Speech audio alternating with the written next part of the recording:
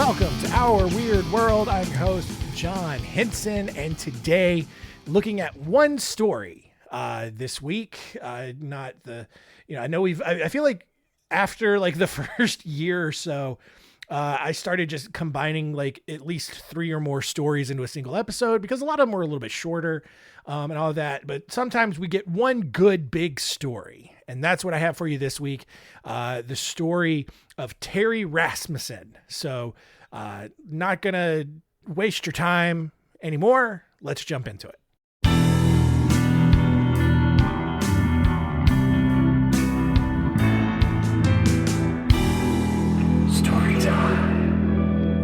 Terry Peter Rasmussen was born on December 23rd, 1943 in Denver, Colorado, but he grew up, spent his childhood in Arizona. After dropping out of high school during his sophomore year, he enlisted in the Navy and served 6 years before being discharged in 1967. 2 years later, he got married and had 4 kids, which he bonded with by using them to put out his cigarettes. So we are off into the sadness already. Here's the thing, like, I don't get it. I was going to say I get it, but I don't, right? Like, babies and kids can be annoying, all right? Like, maybe you have a baby who screams nonstop for 30 minutes on the drive home, and then your day's ruined. And then as soon as you get him out of the car, he's all happy and laughing again. Not that I'm speaking from experience or anything, but like, as annoying as that is, I don't think I could like put a lit cigarette out on him. It just seems mean. And obviously it's child abuse. So like, you gotta be a real terrible person to do that. So I think we could all agree on that. It'd be funny if like someone was listening to be like, no, that's perfectly acceptable. That's what kids are for. They're just your own little ashtrays and then that's it. No. In 1975, Rasmussen's wife left him after he was arrested for aggravated assault. And after showing back up to their house with a random woman in December, Rasmussen left for good and never saw his first wife or his kids ever again. So over the next couple of years, Rasmussen bounced around several states before finally settling in New Hampshire in 1978. He found a job as an electrician for an oil and gas company and began going by the name of Bob Evans. Now, that is very important to this story. I don't know what happened to him. It's not like he went off to war or anything. Like, he just served in the Navy for 6 years, and I don't know what happened to him in the Navy. I don't really know what happened to him during his childhood. Like, there's not a lot there that from sources that goes into that. Maybe he had a rough childhood. Maybe something happened in the Navy that really messed him up, but we don't know. But he leaves his first family, completely abandons them, never sees them again. And then he starts bouncing around. He finally settles in New Hampshire, and he completely turns his life around, right? Like he wants to essentially turn his life around so much that he abandons his old identity of Terry Rasmussen and he starts going by Bob Evans. And he's working on rebuilding his entire life and building the life that he always wanted. And so he's working as an electrician for this oil and gas company. Everybody in New Hampshire knows him as Bob Evans. And when he wasn't working as an electrician, Rasmussen was busy pursuing his life's ultimate goal of opening his own restaurant. And he was especially fond of just classic comfort food, like not necessarily Southern comfort food, but just like the Midwestern, maybe some Southern comfort food, but like it's stuff that you would just basically find at a Thanksgiving dinner or like, what you would make to warm yourself up on just a cold, rainy night, just good, what you would eat maybe when you're sick, stuff like that. He didn't like Cracker Barrel. He wasn't a fan of Cracker Barrel, and the way they did things. And he had struggled to really find similar options in the Midwest and New England states. And so seeing that there was this big business opportunity in front of him, he worked tirelessly to build a restaurant that would ultimately be known for golden fried chicken, fresh sausage, mashed potatoes, macaroni and cheese, slow roasted turkey, other kinds of vegetables made from scratch, desserts, all that kind of stuff. And so as Rasmussen, he's working to open his first restaurant, he meets Denise Bowden and the two start dating. Denise was immediately attracted to Rasmussen's entrepreneurial spirit. And it also really helped that Denise's 6-month-old daughter really enjoyed his mashed potatoes. Weird. 6 months seems a little early to be going full mashed potatoes, but like, I don't know, man. Rasmussen, maybe he was making some real creamy mashed potatoes, and it was something that like a 6-month-old could really eat and really start that transition from like milk and formula to solid people food. After cooking a full Thanksgiving meal for her in 1981, though, Denise disappeared. Her family believed that she was having financial trouble and just skipped town. So, her other family members didn't really suspect any sort of foul play. Denise kind of had this reputation, like she's a single mother, always been kind of flaky, and they think, she finally just, left and just didn't tell anybody. For the next few years, Rasmussen, who's still identifying himself as Bob Evans, continued to actually care for Denise's 6-month-old daughter. He renamed her Lisa. He actually began telling everyone that he was her father and that, the mother had abandoned them. In 1985, however, he was arrested for drunk driving in Cypress, California under the name of Curtis Kimball. After failing to appear for his court hearing, Rasmussen then changed his name to Gordon Jensen and left Lisa at an RV park in Scotts Valley, California. So again, this story just took a really weird turn, right? And again, like sources on this guy, pretty sparse, and you'll kind of see why later on. But again, all of a sudden, like he has this life, he's building up all this momentum in New Hampshire. And then for some reason, Denise disappears. He just takes care of Lisa, is now what he's calling her. And then now all of a sudden, 4 years later, he's just out in California randomly. Why? I don't know. No one explains this. No one explains why he's back out in California. And he just abandons this now 4-year-old girl at an RV park.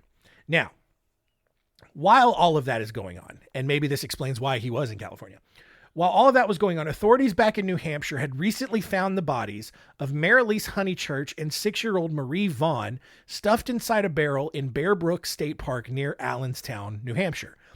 These two women/girls had been missing since 1978. Right? Honeychurch had been dating Rasmussen at that time, like Denise Bowden, who had also disappeared 3 years later.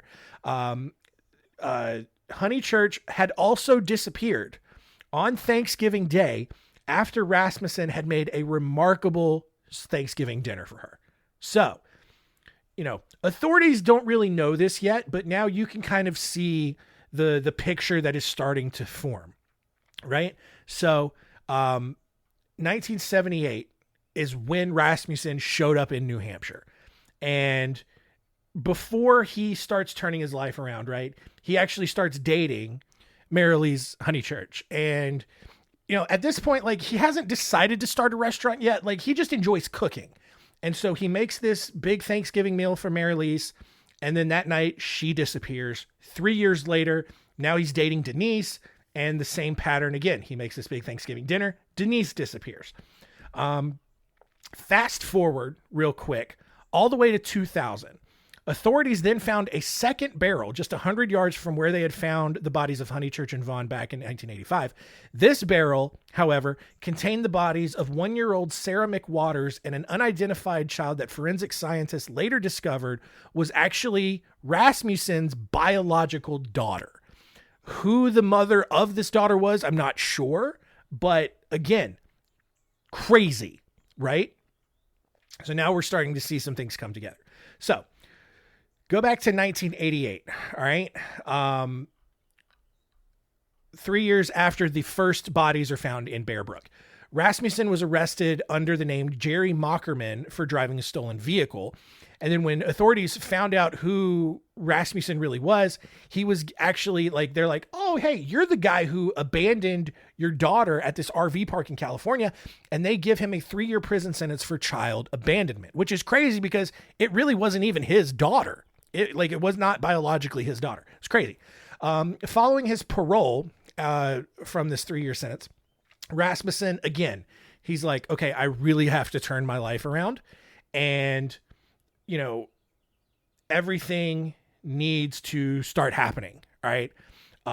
He really sinks into this restaurant, and he names it after the popular identity that he had in New Hampshire, Bob Evans, right?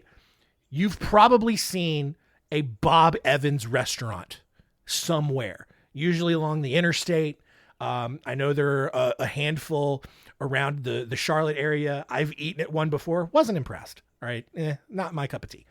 But the Bob Evans restaurant chain quickly explodes. All right. The restaurant's wildly popular, especially among older people in the Midwest.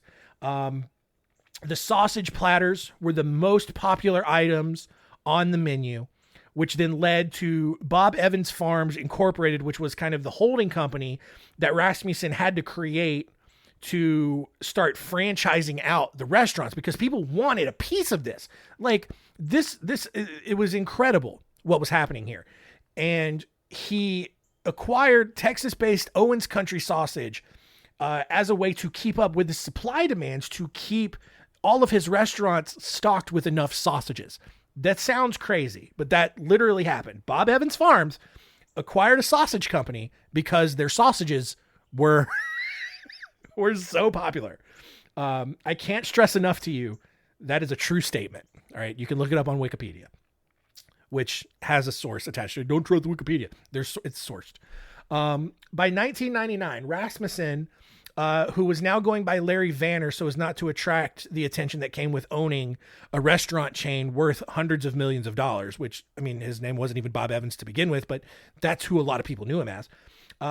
Rasmussen had returned to California where he met a chemist named Yoon Soon Jun. The two fell in love, got married 2 years later in 2001, but a year later, Jun's body was found buried in cat litter inside their home after having sustained blunt force trauma to her head. At this point, Rasmussen can't get away. He was quickly arrested and given 15 years to life in prison on charges relating to Jun's murder and dismemberment. Now, while all of this is going on, I know this story is kind of all over the place. Lisa, quote unquote, Lisa, had still somehow remained connected to Rasmussen, mostly through the various child abandonment charges that he had been dealing with, even though no one is convinced that Lisa is Rasmussen's biological daughter, even though that's what he had always told everyone. No one really believed it. So in 2003, the San Bernardino County Sheriff's Department opened an investigation to actually try to find who Lisa's biological family was. And authorities quickly learned that, we all knew this, but Rasmussen was not actually Lisa's father, which unfortunately immediately disqualified her from inheriting any sort of equity and assets from Bob Evans Farms Incorporated. Right. So, Lisa, maybe she thought, because she wouldn't have known any different, right? She was 6 months old when her mom disappeared and Terry took her. And so, she knows who Terry Rasmussen is. She knows that he is Bob Evans because, as she's grown up, she knows they've been briefly reconnected through all the child abandonment stuff that he was dealing with. Right. Because she would have had to show up at the trial. He had to claim her, all that kind of stuff. Right.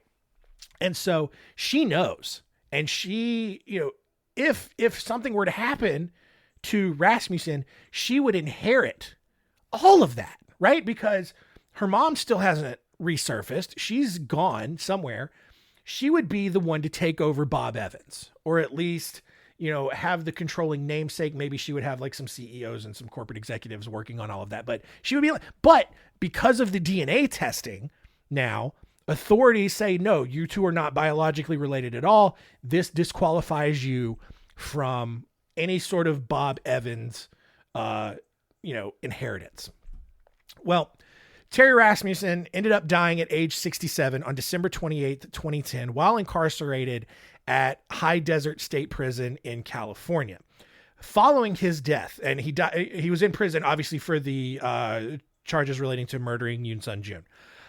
Following his death, however, authorities continued to investigate Lisa's genealogy as well as the Bear Brook murders, right? Because you knew these were all connected, right? Like, I know this story has kind of gone all over the place. And that was really what was frustrating about trying to piece all of this together, right? Because I think Bob Evans, the restaurant corporation, as big as it is now, has done a lot to try to sweep its founders' dirty laundry away so as not to distract from the corporation's continued growth and success, right? Because again, as much as they've tried to hide it, like it's not like completely unknown. Like, I'm not breaking some wild story here, right? Like, it's public record. But again, just the way that they've, kind of adjusted stories, silenced some sources, or made certain sources very difficult to find. Telling this story was really difficult because it bounces around a lot. There's different things going on, and a lot of things weren't really connected up until the end. And thanks to the use of genealogy databases and DNA testing, authorities finally learned that Terry Rasmussen had perpetrated the Bear Brook murders, which is crazy. The owner and founder of Bob Evans Restaurant, all right, this corporation brings in nearly $400 million in annual revenue, was the perpetrator of the Bear Brook murders. 5 girls in New Hampshire murdered. Well, 4 plus Yoon Jun-soon. So 5. The founder of Bob Evans Restaurants murdered 5 women. That's crazy. All right. And in addition to the 5 murders that they knew for sure he had committed, authorities also suspected that he was involved in 2 others. So it's possible that the founder of Bob Evans, the restaurant where you go and you get, let me look at their menu real quick. Like, check this out. Like, it really is like an alternative Cracker Barrel, right? Like, they sell breakfast. Let's start at breakfast, right? A caramel apple farmer's choice, 3 buttermilk hot cakes, or 2 slices of thick cut brioche French toast topped with roasted apples, caramel, powdered sugar, and whipped topping. Plus farm famous breakfast meat, which is weird. That's a weird way to put that. They can't say sausage. It's just breakfast meat. That's concerning, actually. 2 fresh cracked eggs, and your choice of hash browns, home fries, or fresh cut fruit. They've got biscuit platters. They got the double meat farmer's choice. They got a banana berry pancake plate, a breakfast bowl. Even, they got a sirloin steak and farm fresh eggs, a country fried steak and eggs, Cinna biscuits. Those actually look pretty sweet. I would almost go to Bob Evans to try those. God, yeah. Let's see what else they have.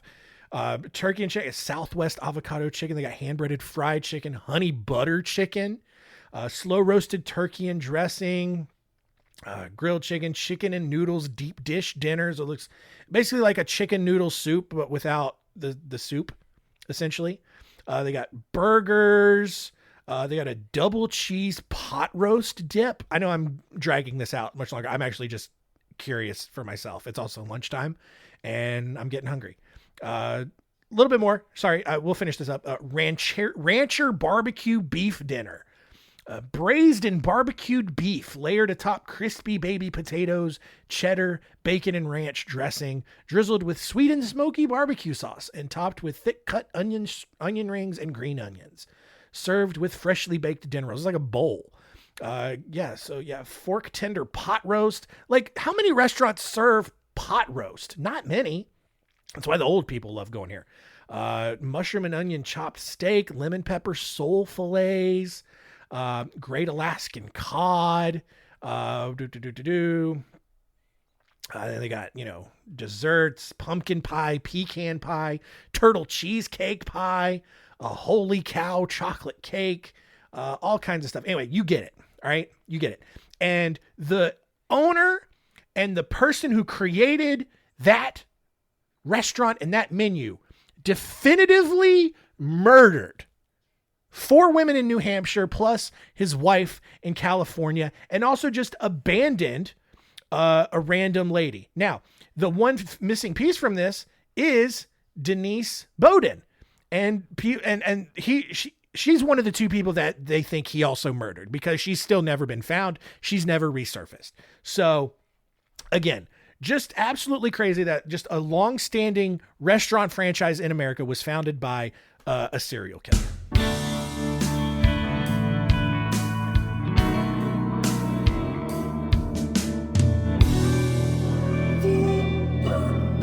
All right, there we go. The story of Terry Rasmussen in the books, just a lesser known serial killer.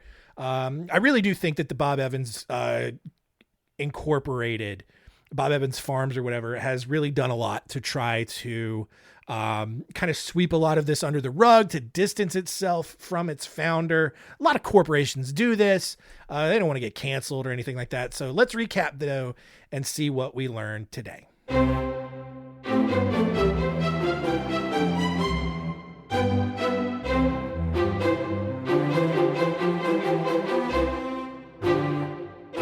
What did we learn? Number 1, we don't know a lot about Terry Rasmussen's early life. We know he served in the Navy for 6 years, and then he just lost his mind and became a terrible person and like put out his lit cigarettes on his 4 kids, which is crazy.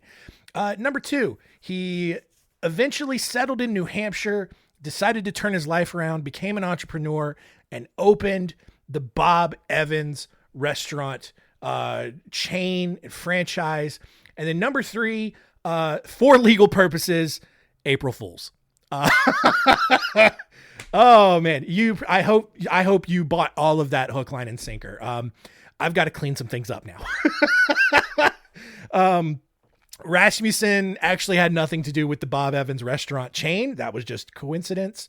The restaurant itself was actually founded back in 1948, which ironically was like when Rasmussen was 5 years old. And the restaurant was founded by an actual guy named Bob Evans in Gallipolis, Ohio. Basically, Bob Evans, he initially owned a sausage farm in the nearby town of Rio Grande. It became extremely popular with the locals down in Gallipolis. Bob Evans Farms Incorporated then turned into this restaurant specialized in sausages. Obviously, all the stuff I read on the menu is now there. The Bob Evans Farms Incorporated, it actually did though. So the whole bit about them buying a Texas-based sausage company, that was real. They did do that. But the incorporation split in 2017 with the restaurant chain being sold to Golden State Capital. There are currently 439 locations across 18 states and has absolutely nothing to do with Terry Rasmussen.